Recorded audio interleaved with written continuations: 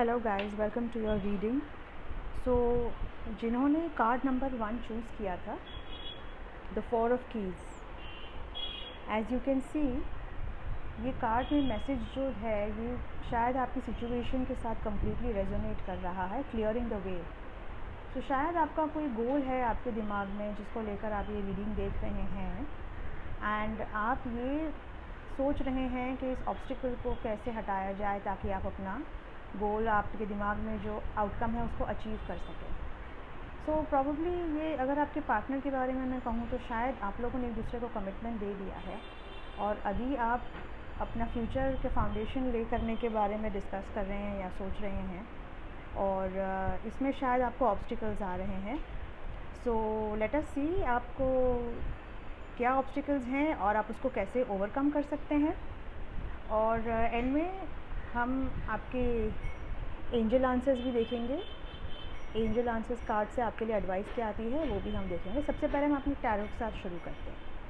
सो यहाँ पे जो सबसे पहला कार्ड आया है that is the king of pentacles.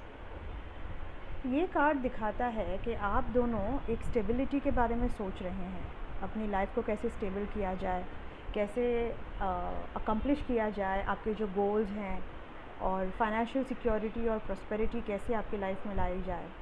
आप चाहते हैं कि जो भी है आपने सोचा है वो बहुत अच्छी तरह से टर्न आउट होना चाहिए, आपके गोल्स बहुत परफेक्टली अचीव होने चाहिए, और आप इसमें सपोर्ट भी ढूंढ रहे हैं अपने कोई पेरेंट या कोई फ्रेंड का या अपने स्पाउस का, ताकि आप दोनों मिलके या ईदर वन ऑफ योर मिलके अपने रिसोर्सेज से सपोर्ट गैदर करके अपना गोल कैसे अचीव करें। सेकेंडली, इस दौरान आपको काफ़ी प्रॉब्लम्स आ रहे हैं as I can see, because आपका सेकेंड कार्ड जो है that is the 5 of cups, sadness, emotional loss. आपके रास्ते में जो ऑब्स्टिकल्स आ रहे हैं उसमें आपकी नज़र है ये 3 कप्स पे जो ज़मीन पे गिर चुके हैं, जो आपको सैडनेस दे रहे हैं। हाउएवर आपके पीछे जो 2 कप्स है उसकी नज़र आप पे नहीं है। सो ऑल्दो आपको शायद पता है कि थिंग्स आर गोइंग वेल, लेकिन आप कहीं ना कहीं सैड महसूस कर रहे हो, कहीं ना कहीं आप विड्रॉन महसूस कर रहे हो, ओवरबर्डनड महसूस कर रहे हो, और ये टास्क आपको बहुत बड़ा लग रहा है। आपको लग रहा है कि आप शायद इसको अचीव नहीं कर पाओगे, और इस वजह से आप काफ़ी सैडनेस महसूस कर रहे हो। आपका ध्यान नेगेटिव पे जा रहा है इस वक्त, बिकॉज चीज़ें उस तरह से हो नहीं रही है जिस तरह से आपने सोचा था। सो अगर मैं आपको बताऊं तो इसका भी एक रीज़न है जो मैं आपको आपके एंजल आंसर्स के दौरान बताऊंगी। सो पहले हम टैरो कंप्लीट कर लेते हैं। इसके बाद में आया है पेज ऑफ वॉन्ड्स। आपने इतने एफर्ट्स डाले हैं और इतना इमोशनल लॉस आपने महसूस किया है अपने गोल को लेके कि आप कहीं ना कहीं इम्पेशेंट हो रहे हैं, आप अलाउ नहीं कर पा रहे हैं अपनी हिम्मत को आगे बढ़ने के लिए। आप एक्शन लेना चाह रहे हैं और आपने काफ़ी शायद एक्शन लिया भी है, लेकिन कहीं ना कहीं अभी आपको रिज़ल्ट्स की चिंता है। अब आप सोच रहे हैं कि मैं रिज़ल्ट्स देखना कब शुरू करूँगी या करूँगा, और आप वेट कर रहे हैं उस एक्साइटिंग अपॉर्चुनिटी का जिसकी वजह से आपको लगे कि येस आई हैव अचीव्ड जो मैंने अपने गोल्स अचीवमेंट शुरू किए थे। Now what we need to do is, कहीं ना कहीं ये करते करते आपको जो कार्ड आपकी एनर्जी डिस्क्राइब करते हुए आया है वो 7 ऑफ सॉर्ड्स है। अभी आप इतना एफर्ट कर चुके हैं और इतना इसके बारे में आपका 100 नहीं शायद 200% डाला है कि आप कहीं ना कहीं loss of peace of mind हो रहा है। आपको लगता है कि मैं फ्री नहीं हूँ ये कर पाने के लिए। आपको अपनी एबिलिटीज़ पे डाउट हो रहा है, और कहीं ना कहीं आपको लग रहा है कि ये शायद नामुमकिन है, कि ये हो ही नहीं पाएगा।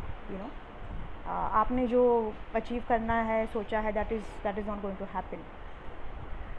सो उसके लिए what you need to do is, ये हर्मिट कार्ड है। ये हर्मिट कार्ड आपको ये बताता है कि आप कहीं ना कहीं बहुत सोच विचार करने के बाद भी एक प्रॉपर सोल्यूशन पे नहीं आए हैं। तो ये कार्ड आपको बताता है कि आपको कैसे एक मेंटोर की ज़रूरत है जो आपको इसमें हेल्प कर सकता है। मे बी आपको कहीं ना कहीं मेडिटेशन की ज़रूरत है, या आपको अपना एनर्जीज़ अलाइन और वाइब्रेशन अपना हाई रख के उस पर फोकस कंटिन्यू करने की ज़रूरत है, जो अभी आप कर नहीं पा रहे हो। सो आपको ये जो लॉस ऑफ एनर्जी और डिप्लीशन लग रहा है, उसको ओवरकम करने का एक तरीका है कि आप इंट्रोस्पेक्ट करें, कहाँ आप सही जा रहे हैं, कहाँ आप गलत जा रहे हैं। मे बी आप एक प्लान बनाएं, उसके हिसाब से आप इवैल्यूएट करें अपने एक्शंस कि क्या सही हुआ और क्या गलत हुआ। आइडियली अगर हम देखने जाए तो आपका जो बॉटम ऑफ द डेक का कार्ड है वो है queen of cups, emotional satisfaction. Okay, अगर इसको मैं साइकिक ऑरेकल कार्ड से या एनर्जी ऑरेकल कार्ड से निकालूँ तो ये कार्ड आपको बताता है विक्ट्री। दैट मीन्स ये आपका गोल अचीव करना पॉसिबल है। अब आप सिर्फ रास्ता ढूंढने आए हैं यहाँ पे। सो लेट अस सी कि ये आपका जो गोल अचीव करना है, ये स्टेबिलिटी का, उसमें फ़िलहाल क्या हो रहा है। ये जर्नी करते करते कहीं ना कहीं आप होस्टाइल हो चुके हैं, कहीं ना कहीं आपको लगता है कि ये आगे बढ़ नहीं पाएगा, राइट। 5 ऑफ कप्स का कार्ड है, so that is associated with 4th चक्र, आर्कएंजल रफाएल। ये कार्ड आपको बताता है कि believe in your dreams, have faith. ये 4th chakra is related to the heart chakra, Anahata chakra जिसे हम कहते हैं, और this is the archangel Raphael who oversees the heart chakra. So ये आपको बता रहे हैं कि आप अपने दिल में इस बात को लेके यकीन रखें कि ये काम पॉसिबल है, ये हो सकता है। आपको गिव अप नहीं करना है, यू हैव टू कंटिन्यू। ये आपको बता रहा है कार्ड कि आप अपने ड्रीम्स पे बिलीव करें, आप अपने दिल को यकीन दिलाएं कि this thing is possible. Okay, and आगे जाके कॉन्ट्रैक्ट का कार्ड आया है। दैट मीन्स आपने जो काम शुरू किया है आपको उसको कंप्लीट करना है इन अ बैलेंस्ड वे। अभी आप क्या कर रहे हैं, आप ये 5 ऑफ कप्स की एनर्जी में आ रहे हैं। This is making you imbalanced, क्योंकि देखिए उसके आगे 3 कप है, पीछे 2 कप है। So there is a sense of imbalance in this. So आपको फ़िलहाल अपना हार्ट चक्र फॉलो करना है, आपके दिल आपका जो कहता है उस पर यकीन रखना है, ना कि आउटकम्स पे।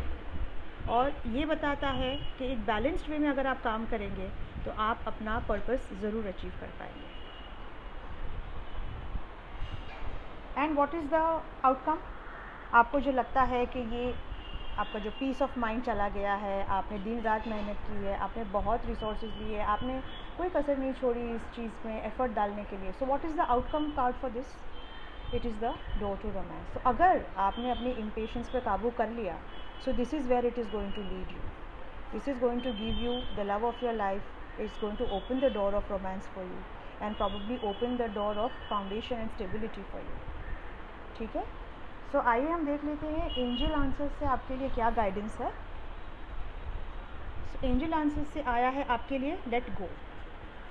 सो आप ये जो हॉस्टिलिटीज़ फ़िलहाल महसूस कर रहे हैं उसको आपको लेट गो करना है। ये जो आप हॉस्टिलिटीज़ महसूस कर रहे हैं उसके लिए कार्ड आया है लेट गो। अगर आप हॉस्टिलिटीज़ को लेट गो करके दोबारा से फ्रेश स्टार्ट करने की कोशिश करेंगे, जिसमें आपकी मदद करेगा meditation, healing and belief from the heart, then you will be able to achieve your goal. Because हमारा नेक्स्ट कार्ड है रिकवरी। सो अगर आप इस चीज़ से रिकवर कर पाएंगे तभी आप अपने गोल को अचीव कर पाएंगे, और उसमें आपका हार्ट चक्र जितना मजबूत होगा, जितना आप हार्ट चक्र रिलेटेड हीलिंग करेंगे, आप bracelets, chakra healing, meditations, reiki, whatever you find suitable, but you need some help. आपको कोई हेल्प की ज़रूरत है जो आपको इस चीज़ से बाहर निकाल सकता है। Now as far as contract is concern, तो ये आपको बता रहा है कि आपका काम इन द नियर फ्यूचर आपका काम होने वाला है। It is going to happen very soon. So हिम्मत मत हारिए, please continue to change your approach and continue to keep your goal in your mind,